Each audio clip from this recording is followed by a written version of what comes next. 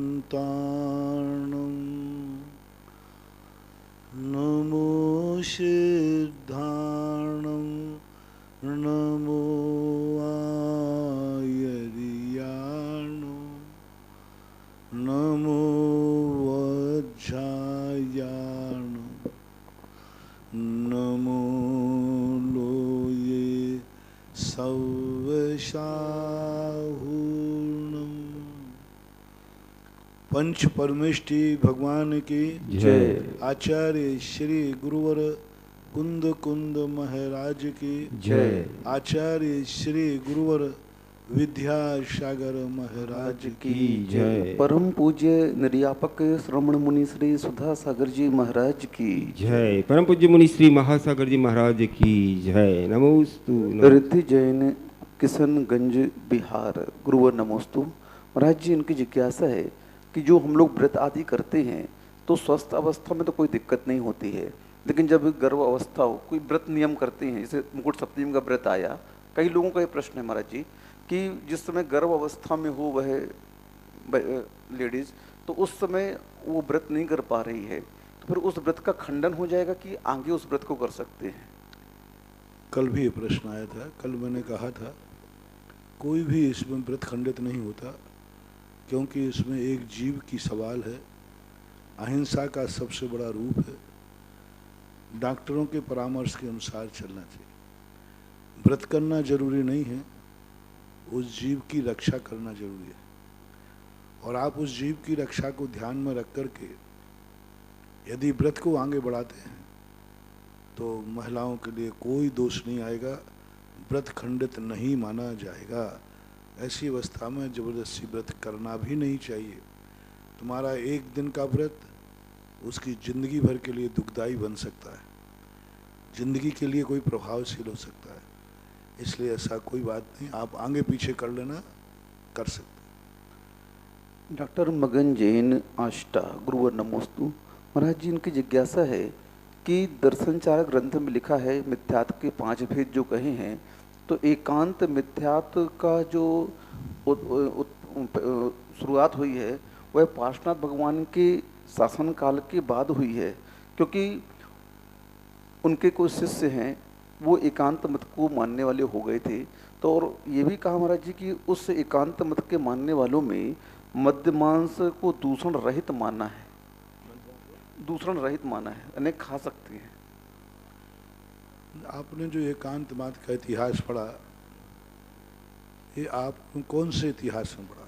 कहाँ लिखा कि दर्शनचारक ग्रंथ के अनुसार, दर्शनचारक ग्रंथ के अनुसार मिथ्यात्व के 5 भेदों में से एकांत मिथ्यात्व की उत्पत्ति पार्श्वनाथ के समय हुई, ऐसी बात नहीं है।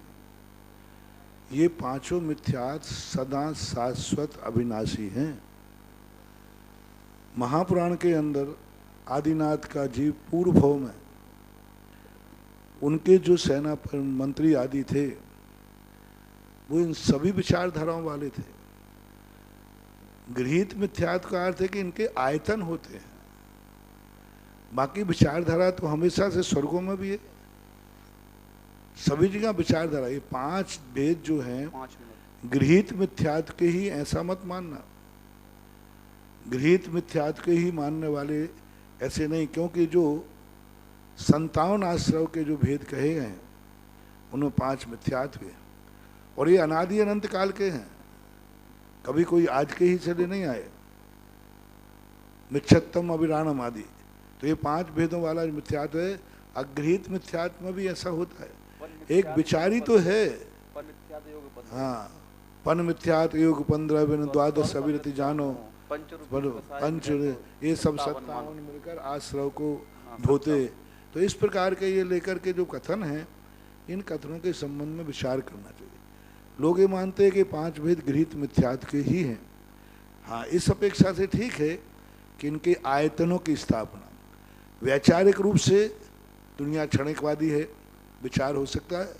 पूर्व भव में कहाँ जाकर के विदेश क्षेत्र में कौन सी पर्याय, वहाँ जाकर के मंत्री चर्चा कर रहे हैं। एक कह रहे संसार क्षणिक है, एक कह रहा नहीं संसार कूटस्थ है, लोग कह रहे नहीं सृष्टि का कोई ना कोई करता है। तो ये वैचारिकताएँ तो हमेशा चलती आई हैं, पर इनके मठ नहीं होते। इनके संस्थापक नहीं होते, इनके अनायतन नहीं होते, बस ऐसा मानना चाहिए। बाकी एकांत मिथ्यात्व के संस्थापक भी बहुत पहले से। तुम मानो कि बौद्ध को यदि एकांतमति मानते हो तो बौद्ध अकेले बौद्ध महावीर स्वामी वाले नहीं, ऐसे 24 बौद्ध और हो गए क्षणिकवाद के रूप में मानने वाले, एकांतवाद को मानने वाले। एकांत का अर्थ नहीं है वस्तु को क्षणिक ही है, वस्तु नित्य ही है, वस्तु ऐसी ही है। एक पक्ष को लेकर वस्तु मानना वो एकांत है। ये बात अलग है कि एकांत मिथ्या दृष्टियों में जब कोई बड़ा आदमी प्रभावित हो जाता है, जैसे आपका जैन धर्म अनादि अनधन है और अपने जैन धर्म के अंदर अनादि अनादिकाल है, लेकिन कुंद कुंद मूल आमना आ गई बीच में। महावीर स्वामी की मूल आमना क्यों नहीं, पारसनाथ की मूल आमना क्यों नहीं? जब अनादि अनंत काल की परंपरा है तो कुंद कुंद स्वामी बीच में कहाँ से आ गए? उस कड़ी में जब कोई प्रभावित व्यक्ति आ जाता है, बहुत प्रभावशाली, तो उसके नाम से वह बात चल जाती है। कितनी बातें हैं, जैसे अब सत्यचक्र मंडल विधान पहले था लेकिन मैना सुंदरी के नाम से चल गया। मुकुट सप्तमी पहले थी लेकिन मुकुट शेखरी के नाम से चल गई। सुगंध दशमी पहले भी थी लेकिन सुगंधा दुर्गंधा के नाम से चल गई। तो जब कोई व्यक्ति किसी कड़ी में प्रभावशील हो जाता है और उसका प्रभाव इतना ज़्यादा हो जाता है कि वह उस नाम से प्रसिद्धि को पा लेता है। एकांतमति में जो पारसनाथ भगवान के समय की बात आई, वो एकांतमति का बहुत बड़ा कट्टर, समर्थवान और अपनी प्रभावना करने वाला, अपने मत को फैलाने करने में बहुत बड़ा पावरफुल आदमी हुआ। इसलिए अपन कह देते हैं एकांत मत इसने चलाया। यदि कुंद कुंद मूल आमना को लेकर अपन चलें तो कोई कह दे कि जो जैनी लोगों के कुंद कुंद मूल आमना मानते हैं ना, ये 2000 वर्ष पुरानी है। इसके संस्थापक कुंद कुंद स्वामी थे। ये जो मूल आमना चलती है ये कुंद कुंद स्वामी ने चलाई है। तो अब कितना अनर्थ हो जाएगा, धर्म सीमित हो जाएगा। कितना सनद नहीं, पहले से चल रही थी। ऐसे ही एकांत मत पहले से चल रहा था, भवांतरों में भी था, दुनिया के अंदर भी था, चर्चाओं में। लेकिन उसका कोई प्रभावशाली व्यक्ति आ जाता है तो जैसे आज अपन कहते हैं ना कि अपन शांति सागर महाराज के युग में जी रहे हैं, अपन आचार्य विद्यासागर महाराज के युग में जी रहे हैं, क्योंकि ये प्रभावशाली हैं। इन्होंने उस वस्तु को हाईलाइट किया।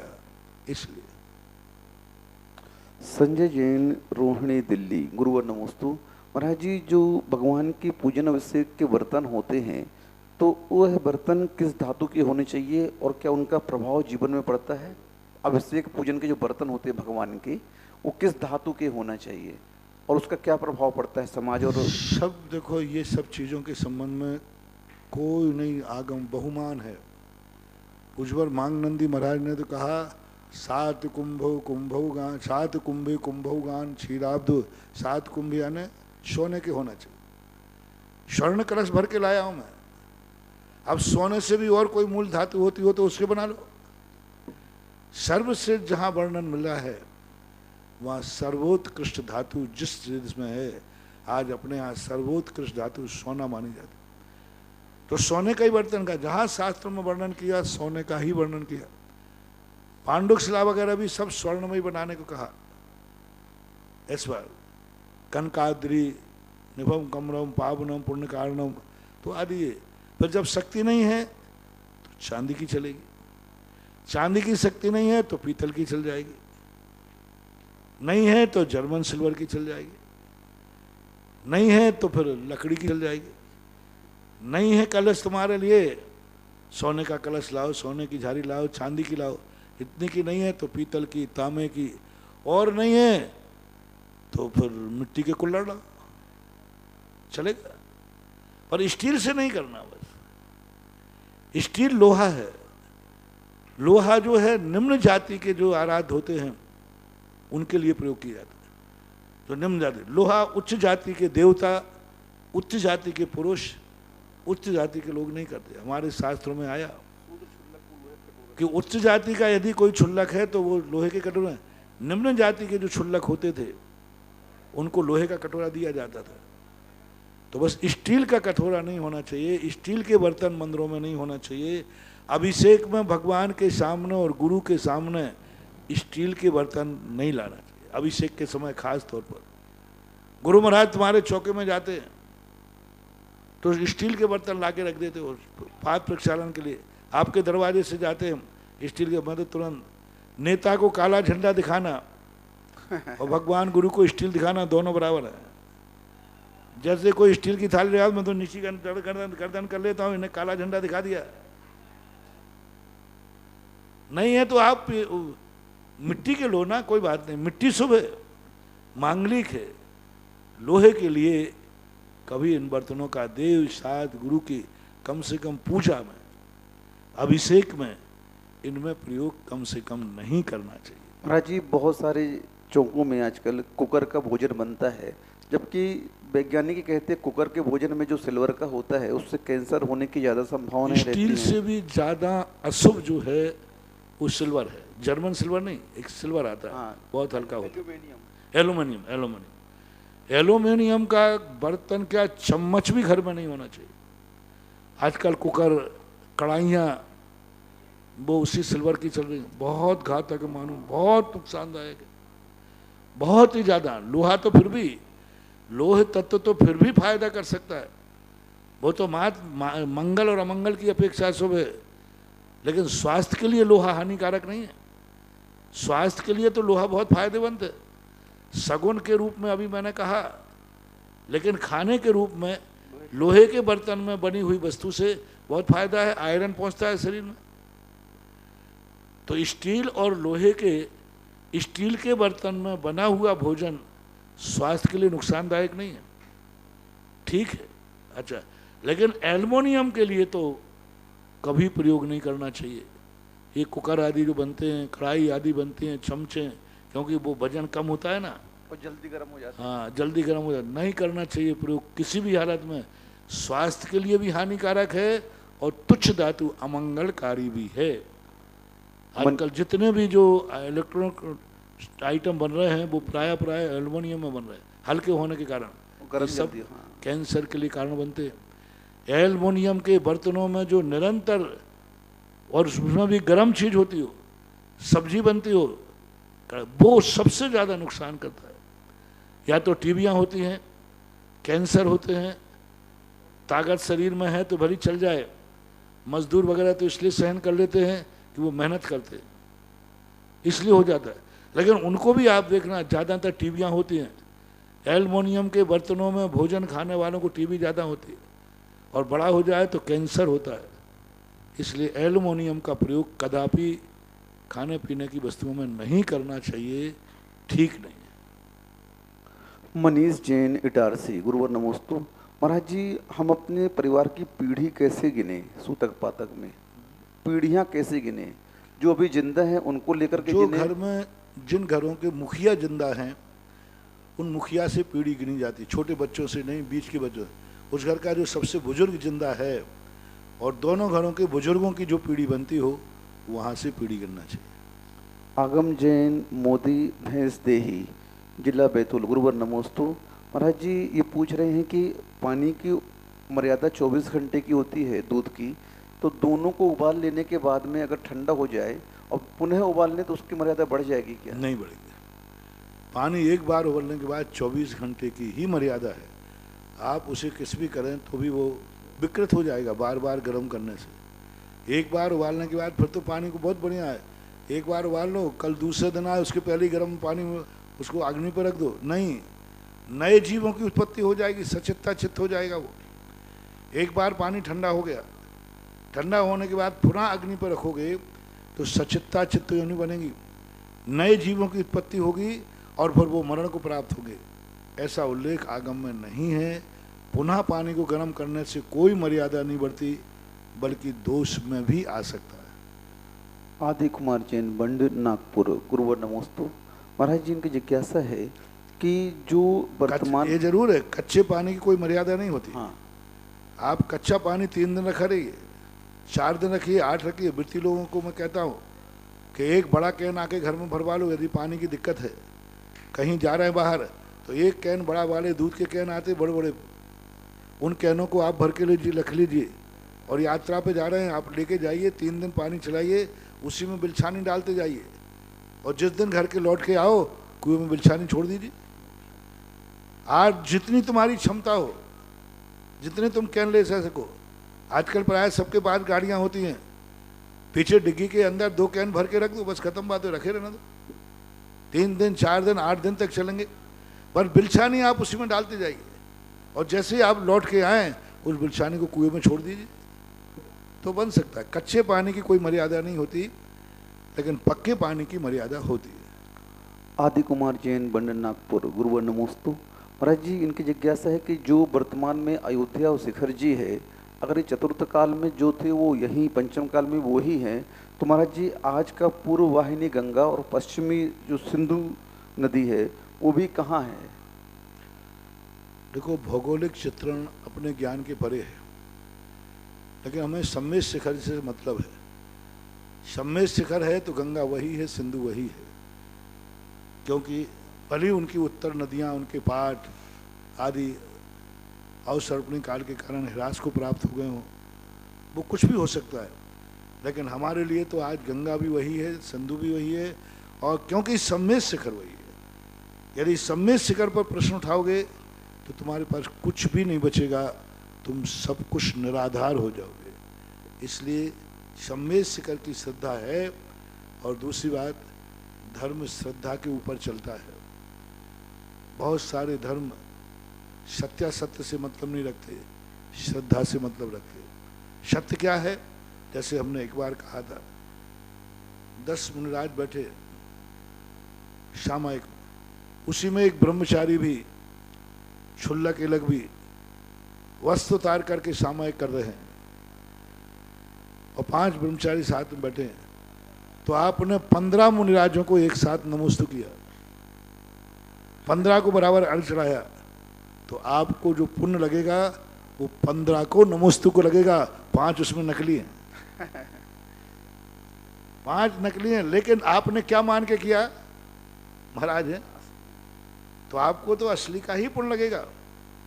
अपन ने सच्ची सम्मेद शिखर मान करके वंदना किए, हमने सच्चा केवल ज्ञान स्थली मान के किए, हमें तो जितने बार नमोस्तु करते हैं केवल ज्ञान स्थली की नमोस्तु का पुण्य लगता है।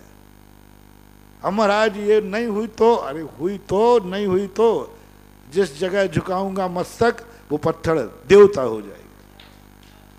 हमने क्या मान के नमस्कार किया? केवल ज्ञान स्थली मान के किया, हमें केवल ज्ञान का पुण्य लगेगा। अब सत्य पे हम जाते हैं तो हमारा हर प्रश्न पे जवाब हो जाएगा, हर इतनी समस्याएं खड़ी हो जाएंगी, धर्म क्षेत्र में नहीं, आपके कर्म क्षेत्र में समस्याएं खड़ी हो जाएंगी।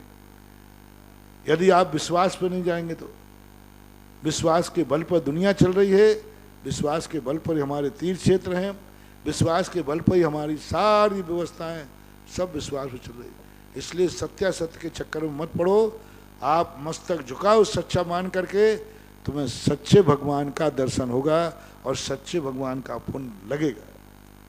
इन्हीं का प्रश्न महाराज जी और है आगे कि अंकुरित द्विदल अनाज जो होते हैं और जो पत्ता भाजी होते हैं, ये अभक्ष में आते हैं कि अंकुरित द्विदलित अनाज और पत्ता भाजी अगर जो होती है? अंकुरित जब तक है वो, अंकुरित तो देखो सप्रतिष्ठित माना जाता है। जैन दर्शन के अनुसार जब बीज में से अंकुर निकलता है वह सप्रतिष्ठित है, साधारण है, सचित है, यथावत रूप में नहीं, बिना पराशुक किए हुए वह भक्ष के योग्य नहीं है। इसलिए अंकुरित आके वृत्ति प्रतिमाधारी आदि तो उनको ग्रहण नहीं करेंगे। भाजी की सारी भाजियां अभक्ष हों ऐसी बात नहीं। कुछ क्रिया कोशकारों ने, कुछ लोगों ने उसको अभक्ष बनाया है पत्तों को, लेकिन ऐसा मूल आगम में पूरा का पूरा अभक्ष ही होती हों पत्तियां, ऐसी नहीं। कुछ पत्तियां अभक्ष होती हैं, कुछ पत्तियों में जिनमें रेशे होते हैं, ताने बाने आदि नसें दिखने लग जाती हैं, वे पत्तियां अभक्ष नहीं होती हैं। बहुत सारे, जैसे तुलसी है, पुदीना पत्ता है, अब कुछ है जैसे पालक आदि होते हैं, इनमें बाकी मेथी की भाजी है। अब मेथी की भाजी सारी वृत्ति खाते, सुखा करके खाते हैं, सुखा करके खाते, सुखा कर खाते, मेथी की पूरी भाजी वृत्ति प्रतिमाधारी खाते उत्तर भारत में।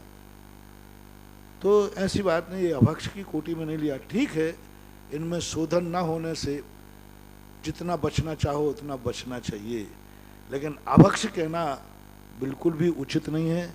नहीं लेना श्रेष्ठतम श्रेष्ठ है, लेकिन अभक्ष कहना ये आगम की मर्यादा के विरुद्ध है। रजनी जैन लोहाड़िया, मानसरोवर, जयपुर। गुरुवर नमोस्तु। महाराज जी, इनकी जिज्ञासा है कि जब धूलिसाल कोट के प्रथम प्रवेश द्वार में, समोसरण के धूलिसार कोट के प्रथम प्रवेश द्वार में भव्य और अभव्य जीव प्रवेश करते हैं, तो वहाँ पर ज्योतिष्क देव उनका स्वागत करते हैं। तो महाराज जी, ऐसा सही है क्या? और समोसरण में जो देव होते हैं उनको वे अभव्य को देख पाते हैं कि नहीं देख पाते हैं? इसके संबंध में दो व्यवस्थाएं पूज्यवर यतिवृषभ महाराज ने लिखी हैं कि अभव्य जब समोषण में प्रवेश करता है तो 7 परकोटे तक पार कर जाता है, मानस्तंभ को पार करता है। तो हर परकोटे के पास में ज्योतिष आदि देव ड्यूटी पर रहते हैं। स्वागत करने का अर्थ उनको रोकते नहीं हैं, बस आइए, पधारिए, जा रहे हैं, आ रहे हैं। स्वागत का अर्थ कोई अर्घ नहीं चढ़ता वहाँ पर 7वें परकोटे के बाद जब 12 सभाएं शुरू होती हैं, उसके चारों स्तूप बने हुए हैं। उन स्तूपों को अभव्य पार नहीं करता और वहाँ ही उसका अभव्य कूट का स्थान मानते हैं। तो उसके अंदर जाकर के वो व्यवस्था में करते हैं तो कोई बाधा नहीं है, लेकिन भगवान का दर्शन नहीं कर पाएगा। समोषण में तो प्रवेश कर जाएगा, लेकिन जो स्तूप के अंदर जहाँ भगवान विराजमान हैं उसके अंदर वो प्रवेश नहीं करेगा, भगवान की छवि को नहीं देख पाएगा। समोषण का कुछ रूप, कुछ भाग वो देख लेता है, चला भी जाता है। राजकुमार पाटनी, कांकरोली। गुरुवर नमोस्तु। महाराज जी, इनकी जिज्ञासा है कि कई मूर्तियां छोटी होती हैं और कई बड़ी बड़ी मूर्ति होती, जैसे तपोदय के बड़े बाबा। तो महाराज जी, बड़ी मूर्तियों पर अभिषेक पूजन शांति धारा करने का पुण्य अलग होता है क्या? देखो, पुण्य और पाप की क्रियाएं कुछ मूर्ति पर आश्रित होती हैं, ये बात है, लेकिन बहुतायत अपनी विशुद्धि पर आश्रित है। फर्क पड़ता है, क्यों नहीं पड़ता है?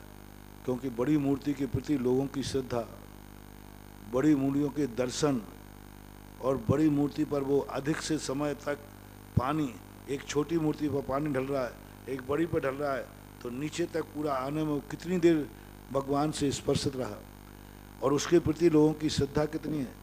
एक बड़ी मुद्रा की छवि देख करके, अब छोटी मुद्रा में तो मात भगवान बैठे हैं, इतनी बहुत है, आँख कान नाक कुछ नहीं दिख रहा है, बात वो मन में है कि ये भगवान हैं, कुछ भी दूर से समझ में नहीं आता। लेकिन बड़ी मुद्रा में उनकी वीतरागता दिखती है, उनका सब कुछ दिखता है, फर्क तो पड़ता ही है।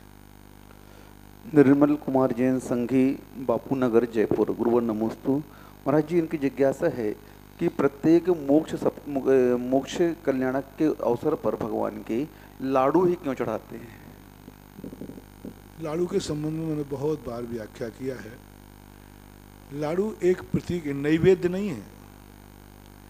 नैवेद्य क्यों है? ये लड्डू नहीं है, लाडू है। लाडू और लड्डू में उतना ही अंतर है जैसे आप कहते हैं ना बहू को बिटिया को लाड़ी, लाड़ी लाड़ी कैसे बोलते? लाड़ी यानी प्यारी, अच्छी, बहुत अच्छी, सबको चाहती है, लाड़ी बोलते। इसी प्रकार लाड़ से लाड़ी बनी है। अपन कहते भैया लाड़ लड़ा रहा है, यानी प्यार कर रहा है, स्नेह कर रहा है। तो इसी प्रकार से अब वो लाड़ कोई भी हो सकता है। बच्चा माँ से लाड़ कर रहा है, माँ बेटे से लाड़ कर रही है, तो स्त्रीवाचक लाड़ी बना दिया जाता है। इसलिए लड्डू नहीं है ये। कई लोग लाडू के लिए बर्फी काट के चढ़ा देते, कई लोग लाडू के अंदर बेसन मिला करके चढ़ा देते, कई गरी की चढ़ा, ये सब गलत है। नैवेद्य लोगों ने क्या है, नैवेद्य समझ लिया, और ये बहुत बड़ी भूल है। नैवेद्य नहीं है ये लाडू जो है ये बहुत बड़ा प्रतीक है। लाडू का आकार होना चाहिए कैसा, जैसे सिद्ध शिला होती है, यानी पूरा मटका मत भरिए, आधा मटका, आधे मटके को भरकर फोड़ दीजिए तो एक तबले का आकार आ जाएगा।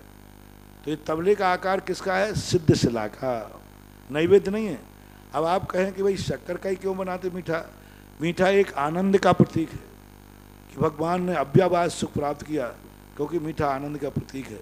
अब इसमें कोई चीज़ क्यों नहीं मिलाना? इसलिए नहीं मिलाना कि भगवान का जो सुख है वो मिश्रित नहीं है, पराधीन नहीं है, पर वस्तु के अधीन नहीं है। संसार के जितने सुख हैं पराधीन है, और भगवान का सुख है स्वाधीन है, मिक्सिंग सुख नहीं है। इसलिए पेवर शक्कर का बनना चाहिए।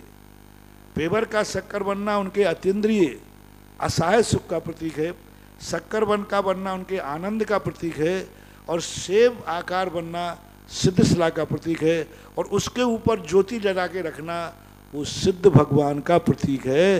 ये है निर्माण लाडू। इसलिए कई लोग गोला, कई कुछ जो मन में आता करते रहते हैं। अब अर्थमर्थ तो पता कुछ है नहीं, सब लोग मानते हैं नैवेद्य है, नैवेद्य। नैवेद्य का अर्घ ही नहीं बोलते। निर्माण लाडू अपन चढ़ाते पूर्ण अर्घ पे, जब मोक्ष कल्याणक मनाते हैं, जब अर्घ के रूप में मोक्ष कल्याणक में चढ़ा रहे हैं तो नैवेद्य तो वैसे ही नहीं वो लाडू। अब बनाते नहीं बनता है तो कोई सीधा बना देता है, कोई कुछ कर लेता है। ये आपके बनाने के नहीं बना पाना ही आपका प्रतीक है। बाकी लाडू शब्द जो है एक अपने आप में बहुत बड़ा दार्शनिक व्याख्या है, मनोवैज्ञानिक व्याख्या है, प्रतीक आत्मक व्याख्या है। ब्रह्मचारी कमलेश जैन, प्रतापगढ़, राजस्थान। गुरुवर नमोस्तु। महाराज जी, इनकी जिज्ञासा है कि हम लोगों से कई बार अनजाने में गलती हो जाती है, जैसे पानी खींच रहे हैं, बाहर गिर गया, हाथ से बर्तन छूट गए, चींटी आदि मर गई, तो महाराज जी हम लोग छोटी छोटी इन चीज़ों के प्रायश्चित कैसे लें? आपके पास आ नहीं पाते हैं तो क्या इसको लिख लें एक कागज में?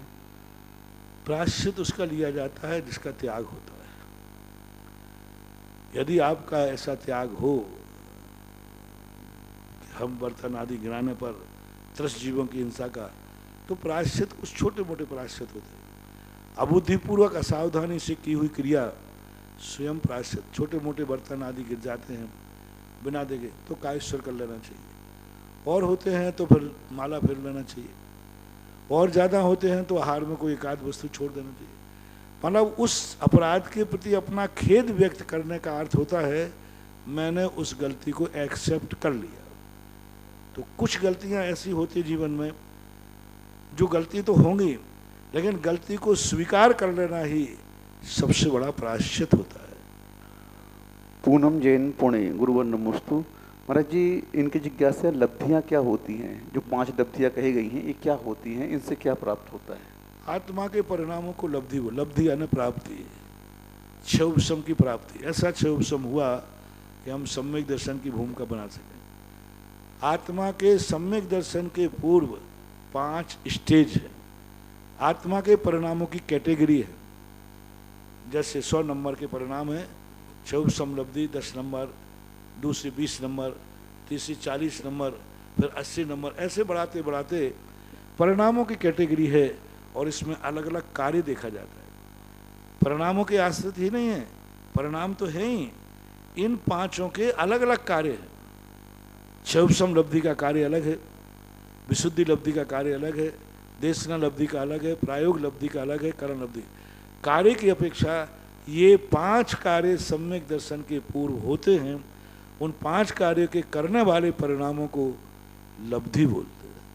धीरज जैन, मुंबई। गुरुवर नमोस्तु। महाराज जी, इनकी समस्या है कि ये बोल रहे हम गृहस्थ आश्रम में हैं हम लोग, और बहुत सारे गृहस्थों की समस्या होती है, कोई ना कोई दुख विपत्ति आदि हम लोग के जीवन में आती है। तो हम लोग भगवान की पूजन करके, नियम व्रत लेकर के उस विपत्ति को दूर करने का और जो धन आदि मांगने का जो हम लोग उपक्रम करते हैं, तो ये पाप की श्रेणी में आएगा क्या? नहीं, आप ग्रस्त है। संसारी व्यक्ति गृहस्थ के लिए अभ्युदय निश्चय सुखसाई है। आप धन किसके लिए मांग रहे हैं? जुआ के लिए, शराब के लिए? आप पूजा किस लिए कर रहे हैं? स्वस्थ किस लिए होना चाहते हैं? अभिप्राय के ऊपर आश्रित है। यदि अपने घर की आवश्यकता की पूर्ति के लिए यदि भावना करते हैं, कोई दोष नहीं। ग्रस्त के लिए सम्यक दर्शन दोष नहीं होगा। घर में कोई बीमार है, उसकी बीमारी दूर करने के लिए आप भावना भाते हैं, कोई दोष नहीं होगा। भरत चक्रवर्ती के 923 पुत्र गूंगे थे, और अनिष्ट का निवारण करने के लिए भरत चक्रवर्ती भी विजयार पर्वत में मंदिर का अभिषेक करने गया, दुख दूर करने के लिए। शास्त्रों में ऐसे सैकड़ों उदाहरण बड़े पड़े। तो ऐसा नहीं है, जो सामान्य गृहस्थी के दुख हैं, परिवार के दुख हैं, इनको दूर करने के लिए माला फेरना आदि फेरना कोई दोष नहीं है। और घर की जो आवश्यकताएं हैं, उन आवश्यकताओं की पूर्ति की भावना करना में कोई पाप नहीं है। गृहस्थ हैं आप, एक गृहस्थ ने भावना की, हे भगवान किराए के मकान में रह रहे हैं, परिवार अच्छा नहीं चलता, बाल बच्चों की शादी वाह भी नहीं होते, एक घर का मकान हो जाए, ऐसी भावना करके पूजा की तो कोई पाप नहीं हो गया। शराग भक्ति हुई, मिथ्यात्व नहीं हुआ, क्योंकि उसकी आवश्यकता है उसको, और जितनी आवश्यकता है गृहस्थी के लिए उतना परिणाम करना। व्यापार अच्छा चल जाए प्रभु तो दो साथ हम इज्जत के साथ जी लेंगे, थोड़ा दान पुण्य भी कर लेंगे, थोड़ा परिवार अच्छा पल जाएगा, ऐसे भाव करने में कोई बाधा नहीं, करते ही। अभी देखो ना, अपन आचार्य सिंह की तबीयत खराब होती, तुम तो छोड़ो, मैं ही कम से कम कितने दिन हो गए तीनों टाइम शांति धारा करा रहा था। जय हो। अब दुख दूर करने, गुरु के दुख दूर करने के लिए बात करने में कौन सा पाप हो गया, कौन सा धर्म हो गया? क्योंकि हमारा गुरु से, गुरु के प्रति है। आप अपने परिवार, आपके पिताजी बीमार हो गए, आपके भाई बंधु बीमार हो गए, उनके लिए आपने शांति धारा कराई, कोई दोष नहीं है, ये सराग भक्ति कहलाती है। हाँ, भक्ति का उत्कृष्ट रूप तो नहीं है, लेकिन मिथ्या दर्शन भी नहीं है। शराग भक्ति में छायक सम्य दृष्टि, तद्भव मोक्षगामी जीव भी ऐसे कार्य करते हुए शास्त्रों में पाए गए हैं। परम पूज्य निर्यापक समय मुनि पुंगव श्री सुधासागर जी महाराज के पावन चरणों में जिनवाणी चैनल और सुधा कलश चैनल के माध्यम से देख रहे देश विदेश के सभी श्रावकों की ओर से कोटिशः नमोस्तु नमोस्तु नमोस्तु गुरुवर।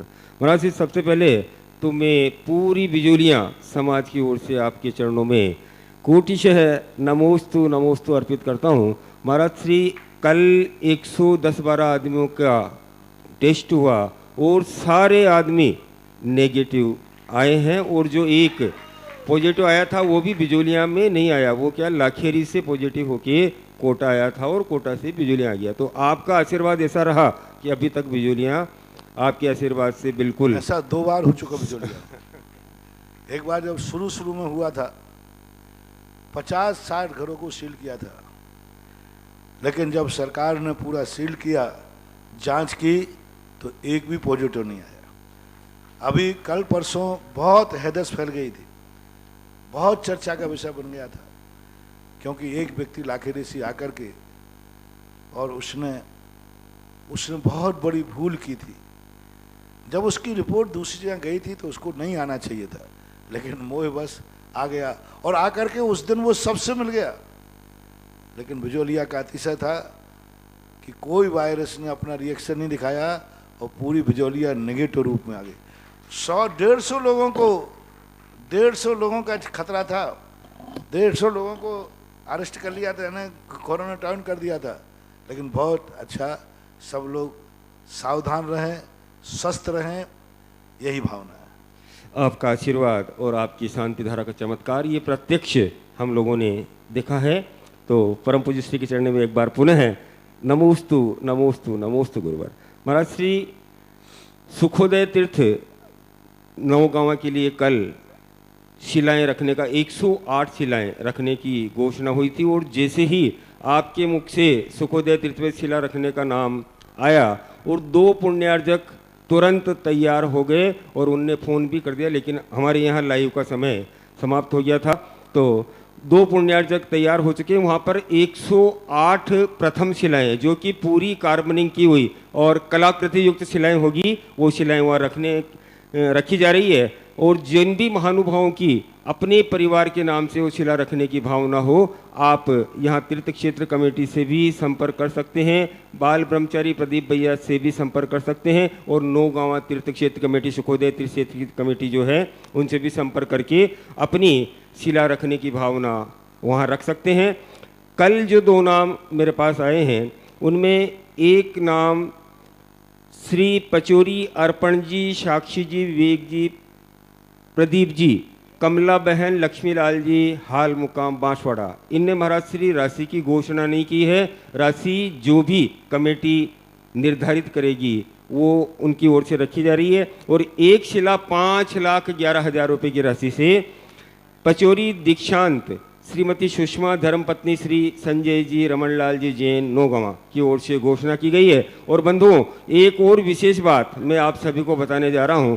सभी को पता है परम पूज्य श्री बिजोलिया तीर्थ में विराजमान हैं, प्रदीप भैया अशोकनगर में विराजमान हैं, लेकिन 29 तारीख को जो शिलाएं वहां रखी जा रही है सुखोदय तीर्थ क्षेत्र पर, आपको पारस चैनल के माध्यम से सुबह 11:15 से 12:15 बजे तक लाइव प्रोग्राम दिखाया जाएगा और उसमें परम पूज्य श्री भी विराजमान होंगे और प्रदीप भैया जी भी वहां उपस्थित रहेंगे। तो ये कार्यक्रम आप अवश्य देखें, सुबह 11:15 से 12:15 तक 29 जुलाई 2020 को। अब कैसे विराजमान होंगे ये रहस्य की चीज है। और पूज्य श्री तपोदय तीर्थ क्षेत्र पर जो आपकी आशीर्वाद से बहुत सारी योजनाएं यहाँ चल रही है, उन सभी योजनाओं में भक्त आपके अपनी चंचलाष्टमी का सदुपयोग कर रहे हैं। आज 1,11,000 रुपए की राशि से तीर्थ रक्षक बनने का सौभाग्य प्राप्त किया है अनुज जैन, रोहन्ना मिल, जिला मुजफ्फरनगर। एक वृक्षारोपण की घोषणा 5100 रुपये से कांता कपूरचंद, श्वेता, नीरज जैन, दुष्यंत जैन, अशोका गार्डन भोपाल। और स्वर्ण दान में जो बड़े बाबा की भव्य वेदी बन रही है उसमें जो सोने का काम हो रहा है उसके लिए श्रीमती प्रमिला जी, प्रताप, रिंकी, देशना, आर्नव, हेती, भुवनेश्वर 11,000 रुपये की राशि की घोषणा की है। 51,000 रुपये की राशि स्नेह कुमार, स्मेर, सोनिया, स्तुति, स्पर्श जैन, सेक्टर वैशाली गाजियाबाद। और 5100 रुपये की घोषणा सरोज जैन, संतोष जैन, नेहरू नगर भोपाल। और परम पूज्य श्री के आशीर्वाद से जो असीमकालीन भक्तांबर विधान यहाँ तपोदय तीर्थ पर चल रहा है उसमें 51,000 रुपये की राशि से चमन देवी, सतीश जैन, सरोज, निपुण, शिखा अपने प्रपोत्र अग्रिम के जन्मदिवस के अवसर पर उनने 51,000 रुपये की राशि से भक्तांबर विधान करने का सौभाग्य प्राप्त किया है। ये रेवाड़ी हरियाणा के निवासी हैं। और दूसरा नाम है भारत भूषण जी, मंजू जी, प्रतीक जी, निकिता जी, रेकिंत, सजल, हासिल जैन, गुड़िया जैन, थिया जैन, सपरिवार कोशी कला मथुरा। इनने 2 अगस्त को यहाँ पर अपने परिवार के नाम से असीमकालीन भक्तांबर करने का विधान का प्राप्त किया सौभाग्य। तो आप सभी के दान और पुण्य की अनुमोदना। और महाराज श्री आज की पहली जिज्ञासा है, मेरे आराध्य गुरुदेव कोटि कोटि नमोस्तु। मेरे गुरुवर, यदि किसी व्यक्ति ने रात्रि भोजन का त्याग किया हो और दृढ़ता से पालन भी कर रहा हो पर नियम ना लिया हो तो उसे त्याग का फल मिलेगा या नहीं, या सिर्फ नियम लेकर ही त्याग का फल मिलता है? हमने बहुत बार कहा इसको, वही राशि सेविंग खाते में डालना, वही राशि फिक्स खाते में डालना। दोनों ने 1-1 लाख रुपया सेविंग खाते में, फिक्स खाते में डाला। 8 साल के बाद जब वो गए तो फिक्स वाले को 2 लाख रुपया मिला दूना, और इसको 1.25 लाख रुपया मिला। अब दोनों पूछते हैं कि साहब दोनों देखिए हमने 1 तारीख में जमा किए थे और 1 तारीख में निकालने आया, तो आपने ये फर्क क्यों किया? बोले इसने फिक्स में डाला था, तुमने सेविंग में डाला था, चालू खाते में, तो इसमें क्या फ़र्क पड़ता? 8 साल में आपके पास तो रखे रहा। बोले नहीं, इसने मुझे 8 साल के लिए फ्री कर दिया था कि मैं 8 साल के बीच में कभी नहीं मांगूंगा, तो हमने इसके पैसे 1 लाख रुपए से मैंने 10 लाख कमा लिए लोन पे दे करके, और तुम्हारे ऊपर तुमने तलवार लटका थी, कब पता नहीं कब आ जाओ, तो तुम्हारे पैसे का मैंने कोई उपयोग नहीं कर पाया, क्योंकि तुम कभी भी निकाल ले सकते हो। तो सेविंग खाते में और एफडी के बनाने में दोनों के ब्याज में जो अंतर है, इतना ही अंतर नियम लेकर पालन करने में और बिना नियम के पालन करने में अंतर जानना चाहिए। नियम लेकर करना फिक्स बहुत बड़ी चीज, बहुत बड़ा पुण्य होता है। यूं करना सामान सेविंग खाता चलता रहता है, थोड़ा सा ब्याज मिलता है, ज्यादा नहीं मिलता। अगली जिज्ञासा, मेरे परमपिता तुल्य पूज्य गुरुवर आपके चरणों में अरविंद कुमार जैन, शिविरार्थी, कानपुर वाले, जयपुर का नमोस्तु। पूज्य श्री, कल आपके सानिध्य में बिजोलिया तीर्थ में पार्श्वनाथ भगवान का निर्वाण लाडू चढ़ाया गया। हम लोगों ने बड़ी भक्ति भाव से लाडू चढ़ाया और पूजा की। इसी संबंध में हमारी जिज्ञासा है कि वर्तमान में इस वैश्विक महामारी के कारण सम्मेद शिखरजी पहाड़ पर जो खाने पीने की अनगिनत दुकानें थी वह लगभग सभी लोग छोड़कर चले गए हैं। पूज्य श्री, क्या वहाँ की कमेटी या भारतवर्षीय तीर्थ रक्षक कमेटी कोई ऐसा ठोस कदम नहीं उठा सकते कि पहाड़ पर दोबारा यह लोग ना बच सकें, क्योंकि यह सिद्ध क्षेत्र पवित्र और पावन है और यहाँ से हमारे 20 बिल्कुल आपको उठा सकती है तीर्थ क्षेत्र कमेटी। इस पर लेवे, दिगंबर श्वेतांबर दोनों मिलकर के इस पर एक्शन लेवे, बंद होना चाहिए। ये तो हुई कमेटी के नाम। लेकिन मैं कहना चाहता हूँ कि सम्मेद शिखर की वंदना करने वालों से कहना चाहता हूँ, वे भली वंदना न कर पाए तो न करें, लेकिन एक नियम लें कि मैं पहाड़ पे चढ़ूंगा तो कुछ खाऊंगा पीऊंगा नहीं। यदि चढ़ने वाले ले लें, एक व्यक्ति खा पी करके वंदना कर रहा है महान दोष, और एक व्यक्ति इसलिए वंदना नहीं कर रहा है कि मैं बिना खाए पिए नहीं रह सकता हूं, और यदि वो पहाड़ के नीचे से भगवान को नमोस्तु, पहाड़ को नमोस्तु कर लेता है तो उसको यही पुण्य लगेगा नीचे करते हुए।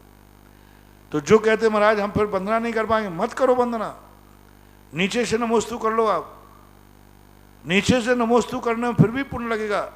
आपसे पूछा आप ऊपर क्यों नहीं गए? इसलिए नहीं गए कि मैं बिना खाए पिए वंदना नहीं कर पाता हूं, मेरी शक्ति नहीं है। तो कर्म तुम्हें वहीं बैठे बैठे बंद करे। लेकिन वंदना कर रहे हैं और रास्ते में खा पी रहे, जूठा फेंक रहे हैं, और उनके कारण इतनी दुकानें लग रही हैं, तो वंदना करने का पुण्य तो लगेगा ही नहीं, पाप और लगेगा। क्योंकि आपके पहाड़ पे खाने से आप मान लीजिए खा पी के चले गए, जो दुकान लगाने वाले हैं वे दिन भर लघु संख्या कहाँ जाएंगे? वे शौच जाएंगे, टॉयलेट जाएंगे, कहाँ जाएंगे? वो जो दुकानदार हैं वहीं पहाड़ पे जाते, वहीं जाकर गंदगी करते हैं। तुम्हारा सिद्ध क्षेत्र है, सैकड़ों जो दुकानदार हैं, सबसे पूछे भाई दिन भर आपको, कि शायद जाए ऐसा हो कि जो पहाड़ पे चढ़ दुकान लगाता है उसको पोटी होती नहीं होगी। नहीं मुझे पता नहीं, शायद सब में सिगर का अतिशय हो, ऐसा तो है नहीं। वो लोग सब वहीं गंदगी करते हैं। ये सब दोष उन लोगों को लगता है जो पहाड़ पे चढ़ते हैं और खाते पीते हैं। महानुभाव, मैंने इतना तक कह दिया, वंदना न करो तो चल जाएगा, लेकिन खाते पीते वंदना मत करो, मत करो, मत करो। कुछित के ज्यादा पानी ले जाना है तो अपनी खुद की बोतल लेके जाओ और पानी। हमारे आचार्य महाराज ने देखो कितनी बड़ी बात कही थी। जब मैं वंदना करने गया था आचार्य जी महाराज के साथ में, उस समय पहाड़ के ऊपर कोई दुकान नहीं थी, कोई पानी की दुकान नहीं थी। वहाँ शीतल नाले के ऊपर खाना पानी जो भी लड्डू मिलते थे वो मिलते थे। पूरे पहाड़ पे सन 1983 की वर्णन उतारा हूँ। और आचार्य जी ने चढ़ते ही कहा, देखो सर्दी का समय है, सर्दी जुकाम की स्थिति बनेगी, लेकिन कोई भी पहाड़ पर थूकेगा नहीं। थूकने का मना किया। सबसे कहा कमंडल यहीं रख दो सब लोग नीचे शीतल नाले के पास। बोले क्यों? एक कमंडल तो ले चलें, जरूरत पड़ गई तो। बोले इसलिए तो नहीं ले चलना कि कमंडल नहीं होगा तुम लघु शंका जा नहीं पाओगे, लघु शंका नहीं जा पाओगे, इसलिए कमंडल यहीं छोड़ो। कमंडल नीचे छुड़वा दिए, कमंडल नहीं रहेगा तो लघु शंका का भाव भी नहीं आएगा। यानी पहाड़ की वंदना पर लघु शंका करना, थूकना वर्जित किया था आचार्य जी ने। और हम लोग 6:45 बजे ठीक चढ़ते थे, 11:15 बजे ठीक समोषण में आकर के सामायिक करते थे, और फिर शाम को 1:30 बजे चर्या होती थी। तो ऐसी पवित्रता के साथ हमारे गुरु ने हम लोगों को वंदना कराई थी। ब्रह्मचारियों को कह दिया था सबको, कुछ ही प्रकार का बिल्कुल यहाँ से संकल्प करके जाओ। और आप लोग जो वंदना कर रहे हैं बहुत गलत कर रहे हैं, बहुत गलत कर रहे हैं। नियम लेके करो। मैं कह रहा हूं वंदना मत करो, कोई जरूरी नहीं, आपसे नहीं बनता है तो। लेकिन मंदिर को सम्मेत से कर पहाड़ को अपवित्र करके मत आओ। तुम वही कागज का फेंक करके वहां आओगे, जूठा फेंक के आओगे, और जब पानी पियोगे करोगे तो लघु शंका का भाव भी आएगा। आएगा तो तुम वहीं कहीं ना कहीं जाओगे। एक एक कण कण में अनादि अनंत काल से लोग मोक्ष जा रहे हैं।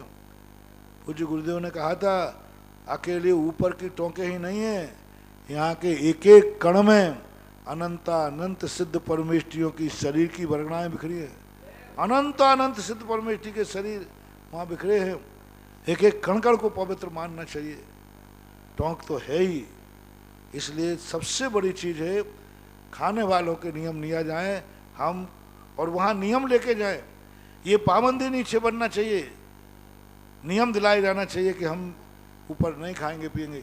और जब खाओगे पियोगे नहीं, दुकानें लगेंगी नहीं। फिर भी कमेटियां यदि इस बात को लेकर के बहुत सक्रिय हो जाएं कि अब दोबारा ऊपर कोई भी दुकान न लग पाए, तो कोई की भी ना लगे, ध्यान रखना, किसी की भी नहीं लगे। और हो सके तो इस बात का एक कानून बन जाए, गवर्नमेंट से पास हो जाए कि इस पहाड़ी के ऊपर कानून के विरुद्ध है। देखो पालीताना के अंदर रात्रि में वहां कोई नहीं रुक सकता, कानून बन गया तो कोई भी नहीं रुक सकता। मैंने भी रुकना चाहा तो बोले महाराज कानून है यहाँ पर, रात्रि में कोई भी नहीं रुकता वहां ऊपर, सुरक्षा गार्ड ले लेते हैं अपने आप में।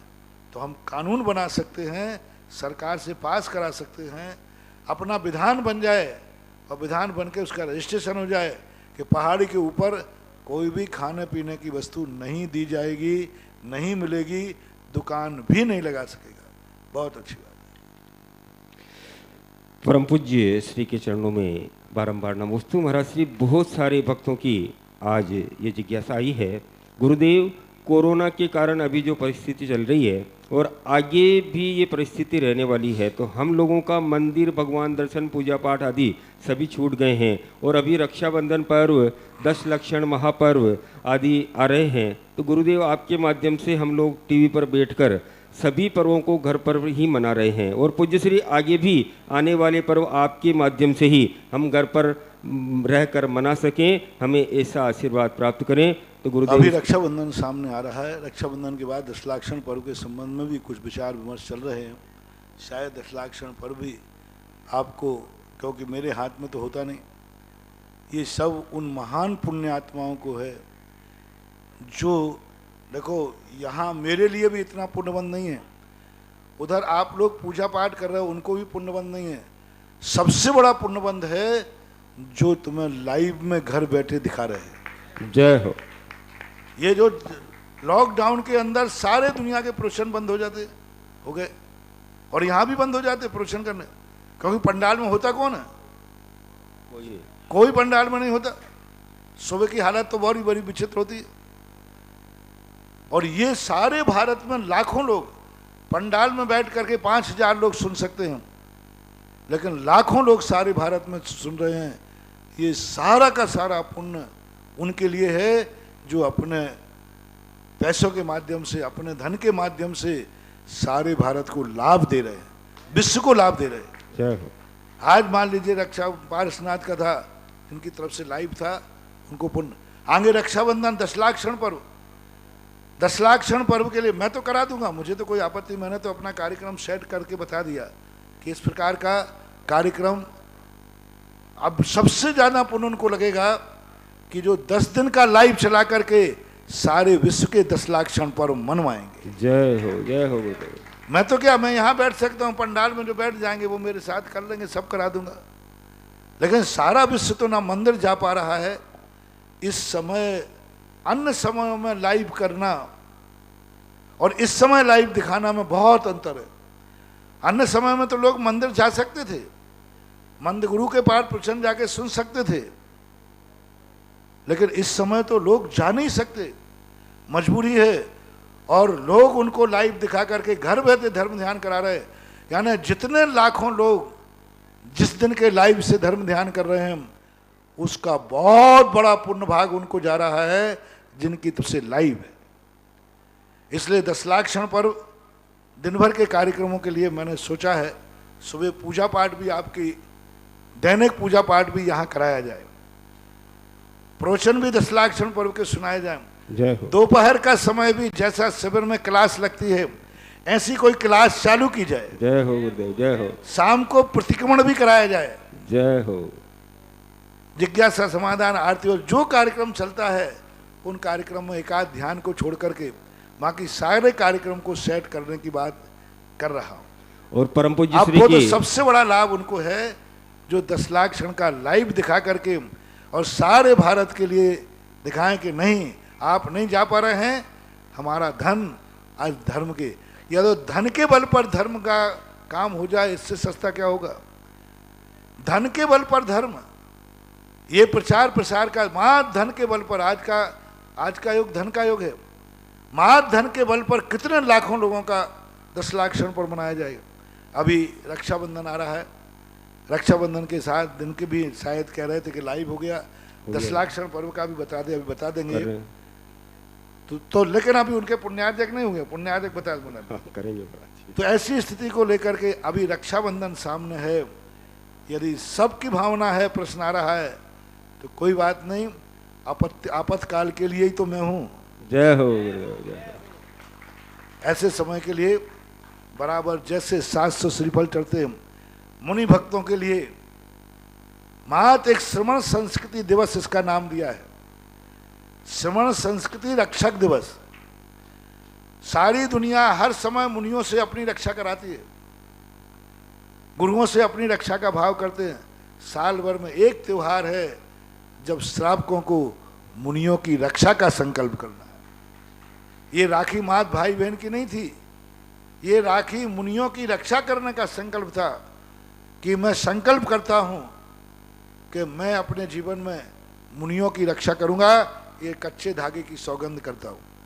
विष्णु कुमार महाराज ने हस्तिनापुर के अंदर दोपहर में उपदेश दे करके जो 700 मुनियों पर संकट आया था, श्रावकों से कहा था देखो तुम्हारी भूल के कारण से ये हुआ है, और सबने राखी बांध के संकल्प किया था अब ऐसा नहीं होगा। तो ऐसा रक्षाबंधन के दिन उन 700 मुनियों ने उपसर सहन किए। उनके उपसर को देख करके अपनी रूह कांप जाती है। मेरे में तो सहन करने की क्षमता नहीं है, तो अब क्या करें? मुझे क्षमता जरूर चाहिए। मैं सुखपूर्वक मोक्ष नहीं जाना चाहता। संसार में जितनी तपस्याएं हैं सारी तपस्या करूं मैं तब मोक्ष मिले। जय हो। मैं काल लब्धि के भरोसे मोक्ष नहीं चाहता। मेरी काल लब्धि आ जाएगी तो अरे काल लब्धि क्या चीज है? घोर तपस्या करूं, घोर उपसर सहन करूं, तो ये ताकत कहां से आए? मैंने एक सूत्र सीखा है, वंदे तद्गुण लब्धि। उपसर सहने की शक्ति कब आएगी? जिन्होंने उपसर सहन किए हैं उनकी पूजा करो, उनकी आराधना करो। तो मुझे 700 मुनिराज दिखे कि इन्होंने इतना उपसर सहन किया है, इनको यदि मैं नमोस्तु करूंगा 700 बार तो एक दिन मेरे में भी वो ताकत आ जाएगी। सन 1998 में सीकर में ये बात आई। लोग रक्षाबंधन भूल गए, यही पता नहीं कि रक्षाबंधन क्या चीज है। मात भाई बहन का त्योहार बन के रह गया, और महान त्योहार था। वहां से शुरू हुआ था। एक एक मुनि को अलग अलग श्रीफल चढ़ेगा, ऐसा नहीं 3 चावल रख लिए हाथ पे। सप्त सैकड़ा मुनिसु जान, रक्षा करी विष्णु भगवान परम गुरु होय। हाँ, ओम ह्रीम सप्त सैकड़ा अखमना स्वाहा। ऐसे एक आध दिन तुम्हें किया जाए, पूरे समाज को बैठा लिया जाए और बढ़िया एक रोटी लाया जाए, और सब सप्त सैकड़ा श्रावक जान, और एक रोटी रख दी जाए तब पता चलेगा।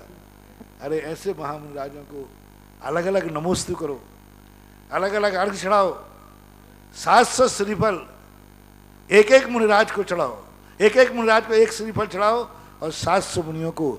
सन 1998 से क्रम चल रहा है। इस बार भी यहाँ पर भी बहुत सारे लोगों को पहले से भावना है, तैयारी किए बैठे हैं। तो रक्षाबंधन के दिन सुबह 7 बजे से लेकर 11 बजे तक 3 घंटे का समय लगता है। 700 मुनियों को, एक एक मुनि को अलग अलग मैं खुद नमोस्तु बोलता हूँ, नमस्कार बोलता हूँ, और आप लोग यहाँ अर्घ चढ़ाते हैं। और यदि लाइव किसी ने किया हो तो लाइव में दिखा दें। तो आप अपने घरों में जैसे अभी तक पूजा करते आए 700 श्रीफल रख लेना अपने घर में। 700 श्रीफल ना हो, कंजूस हो तुम तो, अच्छे श्रीफल हो तो चांदी के रख लेना 700। अपना काम रहता है कि मार्केट में माल रख दो, शायद एक आध निकल जाए। गोले रख लेना 700, श्रीफल रख लेना 700, नहीं हो तो 700 बादाम रख लेना, और बादाम नहीं हो तो 700 चावल रख लेना। बस अब तो ठीक, एक चावल एक भगवान को चढ़ा देना, लेकिन खाली हाथ नमस्कार नहीं करना। ऐसा यहाँ पर जो व्यक्ति 700 श्रीफल के साथ, गोलों के साथ चढ़ाना चाहे वो यहाँ भी नाम भेज सकता है। यहाँ जो लोग रहेंगे, जैसे अभी आपके नाम से लाडू चढ़ाया, ऐसे आपके नाम से 700 श्रीफल चढ़ा दिए जाएंगे। जय हो। जो व्यवस्था कमेटी बना रही हो वो कमेटी बोले। पूज्य श्री तीर्थ क्षेत्र कमेटी ने रक्षा बंधन पर्व और 10 लक्षण महापर्व दोनों का लाइव पुण्यार्जक का हमारा प्रयास चल रहा है और करीब करीब 99% वो फाइनल हो चुका है। तो आप सभी लोगों को ये सभी कार्यक्रम परम पूज्य श्री के सत्संग सानिध्य में आपके अपने टीवी पर घर पे बैठ के आप देख सकेंगे और पूजा विधान सभी कार्यक्रम आप कर सकेंगे और परम पूज्य श्री की मंगल आरती भी आपको लाइव हम जैसे हर वर्ष होती है वैसे ही यहाँ दिखाएंगे। और इसके लिए 1,11,000 रुपये की राशि हमने निर्धारित की है और 3 नाम मेरे पास आ चुके हैं और जैसे ही और नाम आएंगे सभी नामों की घोषणा हम यहाँ से करेंगे। और भी जिन लोगों की भावनाएं हो पूरे विश्व में जहाँ जहाँ भी पारस चैनल जनवाणी चैनल चल रहे हैं वहाँ पर परम पूज्य श्री की सत्संग सानिध्य में ये प्रोग्राम प्रसादित करने का सौभाग्य प्राप्त करेंगे और शातिशय पुण्य का अर्जन करेंगे। जिन लोगों की भावना हो आपके पूरे परिवार का नाम मैं फोटो के स्क्रीन पर चलेगा, तो जिन लोगों की भावना है वो अपनी अपनी भावनाएं प्रेषित करें। और जो रक्षाबंधन पर्व 3 अगस्त को यहाँ मनाया जा रहा है उसके लिए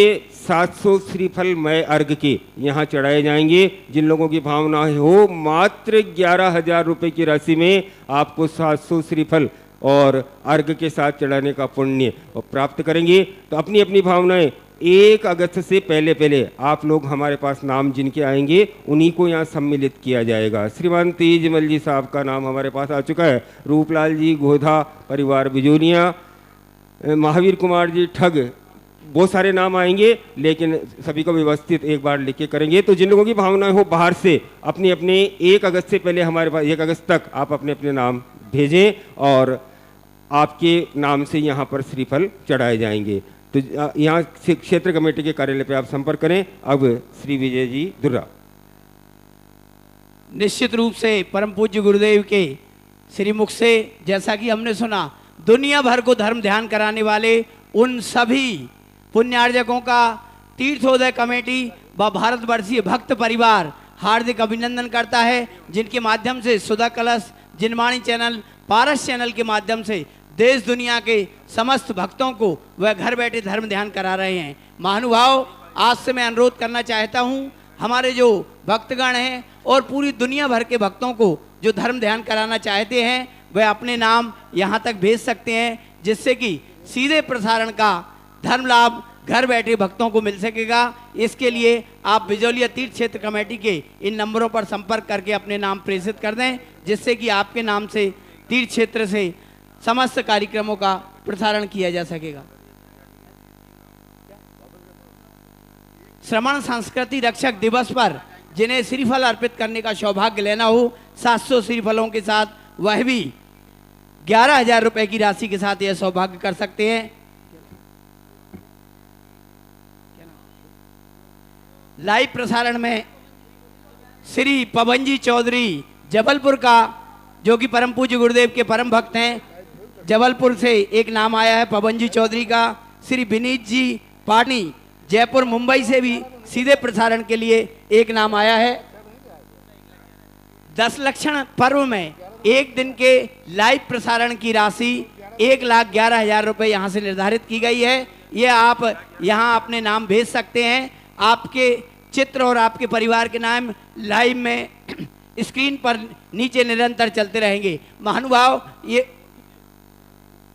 4 नाम आ चुके हैं, मात्र 6 नाम और बचे हैं। 10 दिनों के हमें मात्र 10 पुण्यार्जक जो इस बार 10 लाख पर 11 दिन के हैं शायद, 11 दिन के हैं, तो मात्र 11 पुण्यार्जक चाहिए। हमारे पास 4 नाम आ चुके हैं। परम पूज्य गुरुदेव के आशीर्वाद से भारतवर्ष के अनेक तीर्थों पर निर्माण कार्य, तीर्थों के उद्धार चल रहे हैं। इसी क्रम में दर्शनोदय तीर्थ क्षेत्र थुबोंजी जिला अशोकनगर मध्य प्रदेश में पूज्य गुरुदेव के आशीर्वाद से सहस्त्रकूट की स्थापना हो रही है।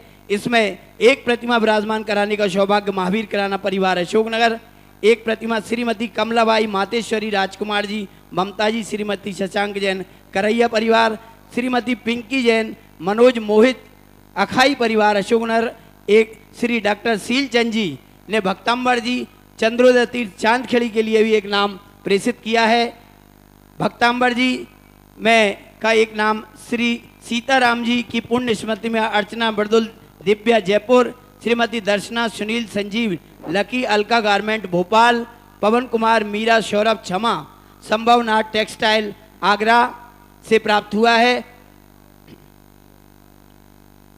श्री झूमर लाल जी, पन्ना लाल जी, महावीर जी, सुधा जी गंगवाल, कनिष्का खुशू, प्रशांत तुम्ही, गुवाहाटी आसाम से एक नाम आया है। गुरुदेव, आपके एक भक्त चाहते हैं कि जैसे पार्श्वनाथ जी भगवान, इतनी बड़े भगवान यहाँ विराजमान हुए, ऐसा सौभाग्य हमें मिल जाए तो हम कहाँ विराजमान कराएं। आपके चरणों में गुप्त नाम रखते हुए नमोस्तु निवेदित किया है। एक जैसे पार्श्वनाथ भगवान, विश्व के बड़े बाबा, आपने तपोदय तीर्थ में विराजमान कराए, ऐसे भगवान विराजमान कराने की भावना एक भक्ति। सुनो, भगवान विराजमान करने वाले तो बहुत लोग हैं, लेकिन भगवान को विराजमान करने वाला मंदिर कौन बनाएगा? मंदिर मूर्तियों के तो हमारे पास 108 नाम है पहले ही से। कितने लोगों ने हमारे पास राजस्वन महाराज जी, हमें जहां भी आप कहोगे पूरी 24 ही बैठाना है, तो हम कहीं बैठाना 24 ही मूर्ति, मंदिर कौन बनाएगा? बोले मंदिर आप दूसरों से बनवाओ। तो कोई पागल कुत्ते ने काटा दूसरे को क्या? मूर्ति तुम ले लो, मंदिर दूसरा बनाए, कोई नहीं बनाने वाला। तो मंदिर सहित भाव करो। तो मैं तो कहा, तुम मेरे से तीर्थ क्षेत्र पूछते हो, जहां मैं बैठ जाऊंगा वहीं तीर्थ बन जाएगा, क्या फर्क पड़ने वाला है? आप शर्त है कि मूर्ति और मंदिर सहित बनाओ तो बात बने। मूर्ति बैठाने वाले को तो नाम इतने हैं मेरे पास, इससे भी बड़ी मूर्ति का खर्चा आए तो कह रहे हैं बैठाने को तैयार है। एक पहले से नाम आया था, गोमटेश बाहुबली के बराबर मूर्ति कोई बैठा, मतलब बैठे कहीं 58 फुट की, तो भी दातार का नाम है कि मेरी तरफ से बैठा देना। तो मूर्ति के तो नाम बहुत हैं, मंदिर के, वेदी के, कलशा के, सब बहुत कठिन काम है। मैं कभी भी ऐसी सलाह नहीं दूंगा कि तुम अकेली मूर्ति बैठा लो। मैं तो ये कहूँगा मंदिर सहित मूर्ति बैठा लो तो बात अलग है, क्योंकि भगवान को बैठाना दूसरे के मकान पे बैठा लोगे तो ध्यान रखना बेटा, तुम जिंदा तो रहोगे लेकिन किराए के मकान में जिंदगी भर रहोगे। हाँ, जो लोग किराए के मकान में रहते तो बना जी हमारी किस्मत में क्या किस्मत, मैंने तुमने मूर्ति तो बैठा ली होगी लेकिन वेदी दूसरे की होगी। तुमने मूर्ति बैठा ली होगी, मंदिर दूसरे का बैठा होगा। छोटा मंदिर बनाओ लेकिन मूर्ति वेदी सहित बनाओ, उसका पुण्य अलग होता है। मंदिर बनाने से तुम्हें महल मिलेगा और अंत में जाकर मोक्ष महल मिलेगा। मूर्ति अकेली बैठा लोगे तो जीवन मिल जाएगा, लेकिन ऐसा नहीं। इसलिए जो मूर्ति का मन कर रहे हैं वे साथ में मंदिर का मन करें, फिर संपर्क करें, फिर बताऊंगा। पूज्य गुरुदेव, आपके एक भक्त ने नागपुर महाराष्ट्र से एक प्रतिमा सहस्त्रकूट में थुबोंजी में विराजमान कराने की घोषणा की है। आपके परम भक्त श्री ज्ञानेंद्र जी गदिया, मातेश्वरी श्रीमती मुन्नी देवी मातेश्वरी, श्री ज्ञानेंद्र जी, संजय जी, नीरज जी गदिया परिवार ने चतुर्दशी को पूरे दिन का कार्यक्रम लाइव कराने की घोषणा की है। उनने राशि का कोई विकल्प नहीं रखा है। इसमें जितना कार्यक्रम हो, जो भी राशियां जहां भी लगें, आपके परम भक्त हैं, यहाँ से बिजौलिया से जो भी प्रसारण होगा उसका पूरे प्रसारण के पुण्यार्जक बनने की निवेदन आपके यहाँ कमेटी से किया है। 11,000 रुपए की राशि से 14 का 10 लक्षण पर्व की चतुर्दशी के पुण्यार्जक बनने की। ठीक है। श्री बोलने में ज्यादा बोल जाते। श्री गुलाब जी सोनी अजमेर 11,000 रुपए की राशि से 700 श्रीफल भेंट करने की भावना रखी है। श्री कैलाश जी, श्री सुशीला जी गुवाहाटी ने भी एक निवेदन अपना प्रेषित किया है। जो भी महानुभाव रक्षाबंधन महापर्व में 700 श्रीफलों से महामुनिराजों की आराधना करना चाहते हैं, वह अपने नाम यहाँ तक प्रेषित कर दें, हमारी कमेटी के कार्यालय के नंबर पर प्रेषित कर दें, जिससे कि आपके नामों का यहाँ से घोषित किया जा सके। मैं अगली जिज्ञासा के लिए श्री महेंद्र जी छाबड़ा से अनुरोध करूं। श्री महेंद्र जी छाबड़ा।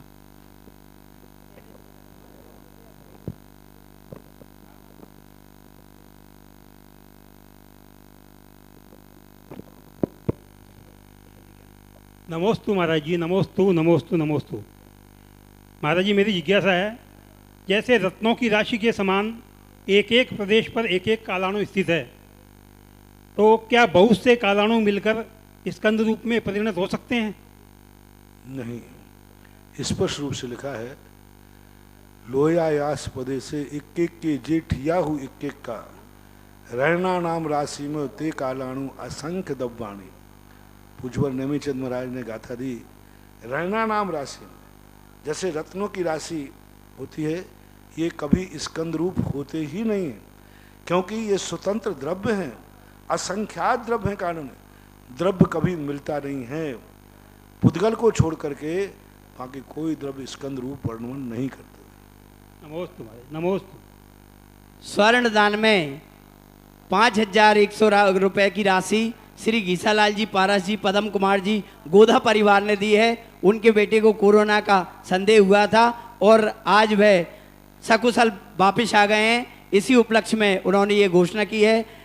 गुरुदेव, आपका आशीर्वाद जिन्हें मिल जाए, देश भर के लोग सुरक्षित हो रहे हैं, तो बिजौलिया में यहाँ कोई कैसे रह सकता है। निश्चित रूप से परम पूज्य गुरुदेव की यह महती कृपा है और उनका ही भगवान पार्श्वनाथ जी का चमत्कार है कि एक दिन में ही 111 से अधिक लोगों की रिपोर्ट आई और सारे के सारे सकुशल और सुरक्षित हैं। पूज्य गुरुदेव, हम सब देश भर के भक्त आपके चरणों में नमन करते हैं। श्रमण संस्कृति संस्थान सांगानेर से, जयपुर से शैलेश शास्त्री जी आपके चरणों में नमोस्तु अर्पित करते हैं। हे गुरुदेव, आज इस योग के महान संत परम पूज्य संत शिरोमणि आचार्य श्री विद्यासागर जी महाराज के ऊपर भी कुछ कथित लोग दोषारोपण कर रहे हैं। ये झूठी ख्याति पाने के लिए ऐसी कोशिश कर रहे हैं, तो ऐसे में हम विद्वानों को, उस समाज जनों को क्या करना चाहिए? सारे दुनिया के काम तुम मेरे से पूछे करते हो क्या?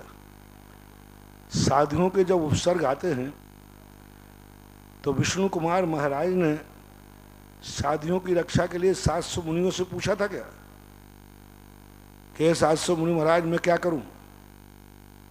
अरे तुम श्रावक हो, मुनि के ऊपर संकट आया और शुकर ने महाराज से पूछा था कि महाराज जी मैं शेर से बचाऊं तो मैं क्या नहीं बताऊं? अरे तुम श्रावक हो, तुम्हारे लिए सब कुछ करने का अधिकार है। पूछ करके तुम बचना चाहते हो कि महाराज तो हाँ कहेंगे नहीं, और महाराज मना कर देंगे तो कहते भैया हम क्या करें, महाराज ने मना कर दिया। बहानेबाजी मत बनाओ। श्रावक का कर्तव्य जो होता है, विष्णु कुमार 700 मुनियों से नहीं, स्वयं मुनियों की रक्षा करने के लिए चले गए थे। तुम्हारे गुरु पर कोई उंगली उठाता है, कुछ वकालत करता है, तो श्रावक का क्या कर्तव्य होता है, ये मैं ज्यादा क्या कहूं। अरे विद्वानों, शुकर से सीख लो। आवास दान देने वाला शुकर ने महाराज को बचाने के लिए शेर को भी निपटा दिया था, और शेर के साथ क्या व्यवहार किया कहानी पढ़ लीजिए। यदि शुकर महाराज से पूछता महाराज जी मैं क्या करूं, तो महाराज जी कहते चुपचाप बैठ जा, मुझे खा रहा है खाने दे। तो तुम लोगों जैसे व्यक्ति होते ना तो वो बाजू में बैठ जाते, अब क्या करें भैया, हमें महाराज जी ने मना कर दिया, उसने नहीं पूछा। जब साधु की रक्षा की बात आए, गुरु की रक्षा की बात आए, तो गुरु से पूछने की जरूरत नहीं है। तुम्हारे लिए सर्वाधिकार है, तुम्हारे लिए गृहस्थ हो, तुम गुरु को बचाने के लिए शुकर से उपदेश लो। हमसे मत पूछो, शुकर से पूछो क्या करना चाहिए, और पूछना है तो विष्णु कुमार महाराज को पढ़ो। और मैं तो कहता हूं आप तो बहुत सारे लोगों से मेरा कहना, शुकर से सबक लो, शुकर तुम्हें उपदेश देगा, शुकर से जिज्ञासा करो, वो तुम्हारा समाधान करेगा। और यदि उससे भी समाधान नहीं हो तो फिर बहानेबाजी मत बनाओ। आप श्रावक हैं, आप विद्वान हैं, आप श्रावक की कोटि में आते हैं। आपको जो कुछ करना चाहे सब माफ है। मैंने कह दिया ना, शुकर ने शेर को निपटा दिया, वहां तक माफ है। फिर भी शुकर मर करके 5वें स्वर्ग में गया। ग्रस्त देव साध गुरु के लिए किस हद तक उतर सकता है, इसकी सीमा सागों में कुछ भी नहीं कही गई। 700 मुनियों की रक्षा के लिए मुनिराज ने, विष्णु कुमार ने मुनि पद छोड़ दिया और चातुर्मास छोड़ दिया। तो आप लोग अपनी दृष्टि में समझें, ग्रस्तों का मामला ग्रस्त से निपटें, और इसके लिए तुम्हें सर्वाधिकार है। मेरे से पूछे बिना, मेरे से पूछोगे तुम बहुत बहाना बना लोगे। और कई लोग कहते अब क्या करें भाई, महाराज जी ने मना कर दिया। अरे पूछते क्यों हो महाराज जी से? अब महाराज जी की जय भी बोलना तो पूछे महाराज जी आपकी जय बोल दूं? वही वाली बात बूंदी वाली कि आप चाय पियो तो बनाऊं। आपकी आज्ञा हो तो कुछ करूं? सोचो, अभी तक तो तुम्हें कर देना चाहिए था, अभी तक तो हो जाना चाहिए था, पूछने की जरूरत ही नहीं पड़ती। अगली जिज्ञासा श्रीमती मंजू जी छाबड़ा। मेरे गुरुवर के चरणों में बारंबार नमोस्तु नमोस्तु नमोस्तु। महाराज जी, 2-4 महिलाओं के ऐसे फ़ोन आ रहे हैं कि उनके यहाँ पे बच्चों का जन्म हुआ है, तो अब बोले 45 दिन के हो गए, अब मंदिर तो बंद है, अब उनको कहाँ लेके जाएं और कैसे क्या करें उनके, मतलब अब कहीं लेके नहीं जाना। बच्चा आया है तो उसके अपने घर में 45वें दिन उसको बड़े अच्छे के साथ, बड़े उसके साथ भगवान की फोटो के सामने उसको मंगलाष्टक पढ़ करके उसके सिर पर पुष्प का क्षेपण करें और उसको भक्तांबर आदि, यदि मंदिर से गंधोदक आ सकता है लाना प्रयास करें तो भगवान का गंधोदक लगाएं, उसके सामने बैठ करके भक्तांबर आदि का पाठ कर लें और उसको शुभ तिलक आदि लगा करके सगुन करें। अभी घर में इतना ही क्या है। नमोस्तु महाराज जी, नमोस्तु। अगली जिज्ञासा ऑडियो के माध्यम से। हमारे आराध्य गुरु निर्यापक मुनि पुंगा सुद्धा सागर जी महाराज के चरणों में बारंबार नमोस्तु नमोस्तु नमोस्तु। मैं प्रीति पाली संजय जैन जबलपुर से। हे गुरुवर, कल आपके सानिध्य में मुकुट सप्तमी की पूजा करने का सौभाग्य हम सभी देशवासियों को घर पर ही प्राप्त हुआ, तो ऐसा प्रतीत हो रहा था मानो आप हमारे सामने बैठे हों और हम सब पूजा कर रहे हैं। हे गुरुवर, अब पास में ही रक्षाबंधन महापर्व आ रहा है, मंदिर जी में हम पूजा नहीं कर पाएंगे, क्या आपका सानिध्य हम सभी को फिर से प्राप्त होगा और हम बहुत जोर शोर से इस रक्षाबंधन पर्व आपके सानिध्य में मनाएंगे? अभी इसका जवाब हमने पूरा दे दिया है। रक्षाबंधन को इससे भी और अच्छे ठाट बाट से बनाएंगे, बहुत अच्छी तरह करेंगे। रक्षाबंधन पर्व में जो 700 श्रीफल भेंट करना चाहते हैं वो अपने नाम हमारे जो स्क्रीन पर जो नंबर दिखाए जा रहे हैं इनके माध्यम से आप दे सकते हैं। आप घर बैठे ही ये महान पुण्य अर्जित कर सकते हैं। अपनी भावनाएं आप यहाँ तक प्रेषित कर दें जिससे कि आपके नामों की घोषणा की जाए। और जो सीधे प्रसारण के लिए नाम आ रहे हैं वह कुछ ही नाम बचे हैं। यहाँ मैं माइक से बोल रहा हूँ, जब तक वहाँ नाम लिखे हो रहे हैं लगभग 11 ही नाम आ चुके हैं। हम इनकी कल हमारे पटवारी साहब विधिवत पूरी घोषणा करेंगे। लाइव के पुण्यार्जकों के सारे नाम यहाँ पूरे हो गए हैं और जिन्हें अतिरिक्त सौभाग्य लेना हो वह अब अतिरिक्त रूप से यहाँ कमेटी से संपर्क कर सकते हैं।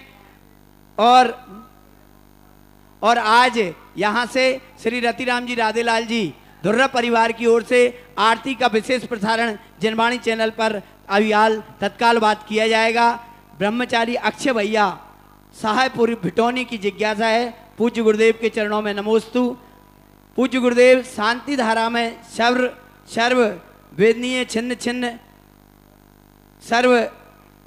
सर्व साता और असाता दोनों कर्म होते हैं। हम शांति धारा में साता कर्म के लिए तो कराते हैं, तो क्या सर्व वेदनीय बोलना उचित है या?